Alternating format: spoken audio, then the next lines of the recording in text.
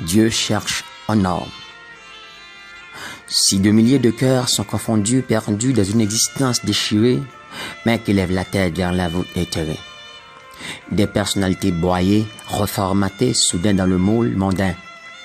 Dieu cherche un homme, comme Élie à la brèche qu'il se tient, d'une certaine maturation et sans hésitation. Un rescapé pour émanciper cette génération trompée.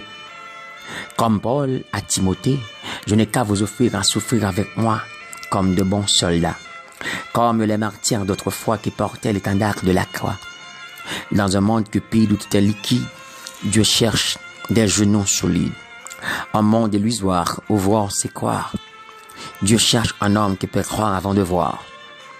Dans un monde qui peine et qui a peu à peine respiré, cherchant le bonheur dans la philosophie moderne.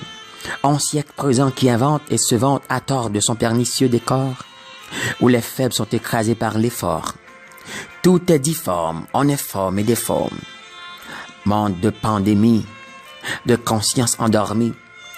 Les cœurs sont fragiles, mais infidèles. Les hommes ne sont que de l'argile, mais rebelles.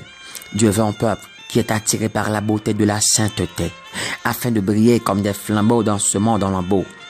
Les âmes noyées au fleuve du désir impétueux, les cœurs sont tendus à des plaisirs odieux. La moralité est obnubilée par la volupté.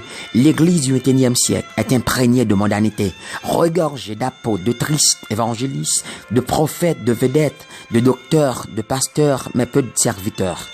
Dieu cherche un cœur et une sensation amère qui pleure sur le sort de cette génération prisonnière. Un intercesseur qui élève la voix dans la prière. Quand la religiosité substitue la spiritualité, Dieu cherche un homme qui garde sa fidélité. Si les mécréants sont confus dans le méandre de Satan, Dieu prépare ses intercesseurs impénitents. Dieu veut changer la caricature en ce temps de mésaventures, de désenchantement, mais qui veut être un instrument entre les mains du Dieu vivant?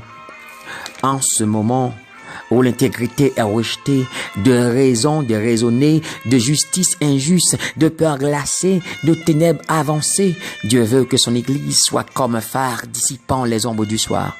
Mais, hélas, elle est noyée dans l'océan de la tradition et empoisonnée par la mondialisation.